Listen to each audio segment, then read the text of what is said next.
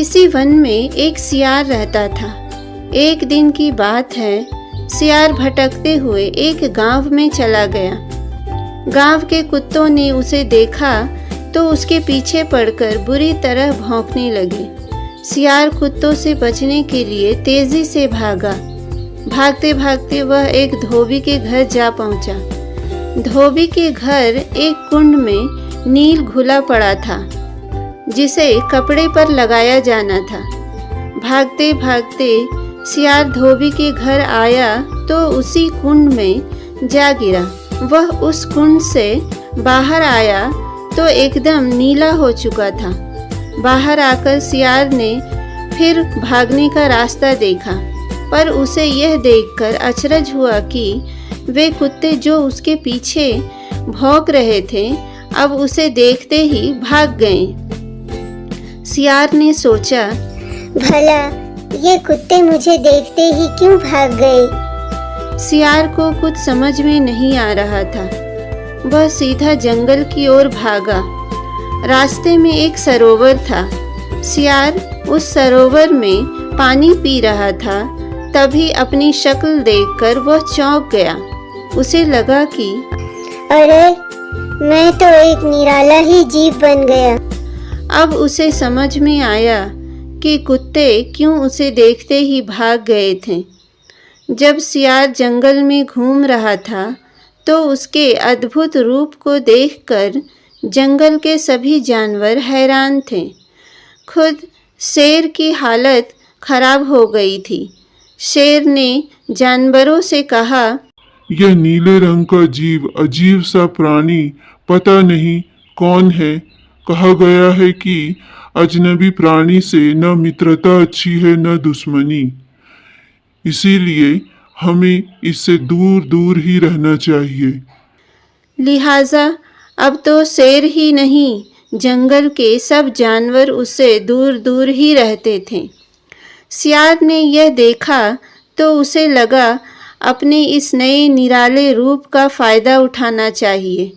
उसने जंगल के जानवरों को पास बुलाया और बड़ी होशियारी से बात बनाते हुए कहा, सुनो भाई सुनो, मैं सीधे ब्रह्मा जी के पास से आ रहा हूँ। उन्होंने मुझे जंगल के जीवों का राजा बनाकर धरती पर भेजा है। साथ ही आदेश दिया है कि तुम इस जंगल में जाकर राजकाज संभालो। मेरा नाम नीलमुखी है। दूर दूर तक मेरी ख्याति है। आज से मैं ही तुम्हारा राजा हूँ। अब तो सभी ने आतंकित होकर उसे अपना राजा मान लिया और जब जंगल के सारे जानवर उसकी शरण में आ गए तो शेर ने भी उसे राजा मानने में ही समझदारी समझी।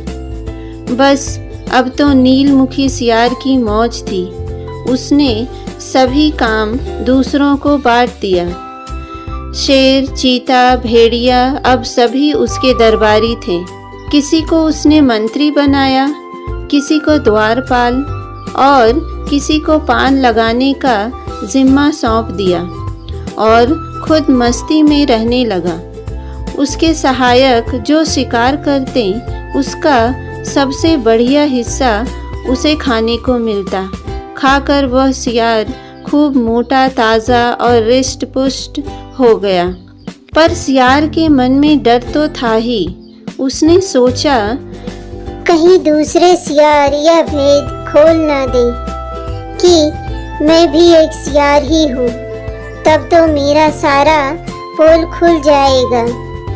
लिहाजा उसने भेड़िए से कहकर सभी सियारों को जंगल से बाहर निकलवा दिया। अब तो जंगल के सियार बहुत दुखी थे। सोच रहे थे, अरे हमारे साथ कितना बड़ा अन्याय हुआ है। भला जंगल से सियारों को ही क्यों निकाला गया, किसी और को क्यों नहीं? एक बूढ़े सियार ने कहा, मुझे अच्छी तरह पता है यह जो प्राणी राजा बना है यह सियार ही है। एक दूसरे सियार ने कहा, लेकिन इस बात का सही सही पता कैसे चले कि यह सियार ही है? कोई और नहीं? इस पर बूढ़े सियार ने कहा, तुम सब मिलकर हुआ हुआ करो। जब राजा बना नीलमुखी सियार यह सुनेगा तो वह भी तुम्हारे स्वर में स्वर मिलाकर हुआ हुआ करेगा। बस उसकी पहचान हो जाएगी। बस उसी समय सब सियारों ने मिलकर हुआ हुआ करके अपनी राग अलापना शुरू किया। राजा बना सियार भी भला कैसे रह पाता।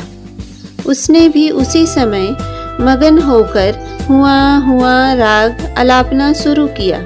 सुनते ही शेर, बाघ, चीता सब एक दूसरे की ओर हैरान होकर देखने लगे। वे समझ गए कि अरे यह तो सियार है, हमसे चालाकी कर रहा है। ओह, इतना बड़ा धोखा। गुस्से में आकर उसी समय सिंह ने एक ही छलांग में राजा बने सियार को दबोच लिया। बाकी जानवरों ने मिलकर उसका काम तमाम कर दिया। यूं छल और पाखंड के सहारे शक्तिशाली बना सियार आखिर मर गया। ढोंगी आदमी की कभी न कभी तो भेद खुलती ही है, तब उसकी बड़ी बुरी हालत होती है, जैसे नील देव बने सियार की हुई। यह कहानी बहुत गहराई से सिखाती है कि जालसाजी और धोखाधड़ी अंततः हानिकारक होती है। सियार ने चालाकी से अपनी बनाई राजगद्दी को संभाला, लेकिन अंत में उसे धोखाधड़ी की कीमत चुकानी पड़ी। दोस्तों, अगर आपको ये कहानी अच्छी लगी है तो इस वीडियो को एक प्यारा सा लाइक और शेयर करें और आगे आने वाली नई वीडियो की जानकारी के लिए इस चैनल को सब्सक्राइब ज़रूर करें। Please subscribe this channel. धन्यवाद।